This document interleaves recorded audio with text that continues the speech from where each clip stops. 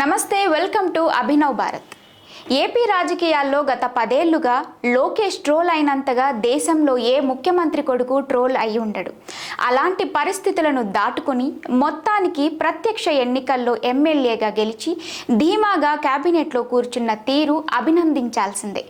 ఎన్నికల ముందు తన పాదయాత్రలో రెడ్ బుక్ స్లోగన్తో పార్టీ యూత్ కేడర్లో ఉత్సాహం నింపిన లోకేష్ అప్పటి ప్రభుత్వాన్ని ఎండగట్టడంలో నెమ్మదిగా పట్టు సాధిస్తూ వచ్చాడు.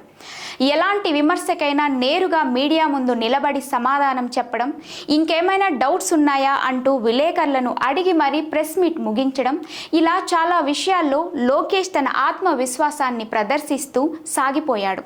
గత ప్రభుత్వానికి సంబంధించి ఏ విషయంపై విమర్శించాలన్నా నేరుగా అప్పటి ముఖ్యమంత్రిని ప్రశ్నించడం, అది కూడా జగన్ రెడ్డి అని సంబోధించడం లోకేష్ అలవాటుగా మార్చుకున్నాడు.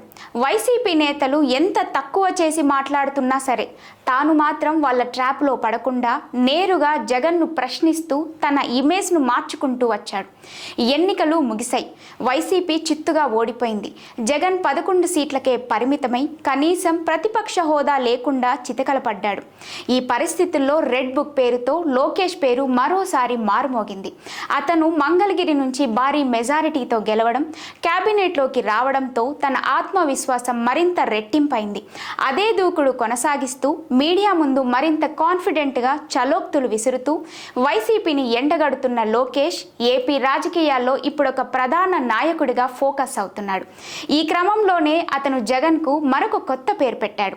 మొన్నటి వరకు జగన్ రెడ్డి అన్న లోకేష్ ఇప్పుడు ఆయన గురించి మాట్లాడాల్సి వస్తే 11 రెడ్డి అంటూ కొత్తగా సంబోధిస్తున్నాడు. జగన్కు కేవలం 11 సీట్లే వచ్చాయని పదే పదే గుర్తు చేయడమే లక్ష్యంగా లోకేష్ ఈ పేరు ఎంచుకున్నాడని అర్థమవుతుంది. అయితే 2019 ఎన్నికల్లో టీడీపీకి 23 సీట్లే రావడంతో 5 ఏళ్ల పాటు అవకాశం వచ్చిన ప్రతిసారి వైసీపీ నేతలు ఈ నెంబర్ చెప్పి చంద్రబాబును ఆడుకున్నారు.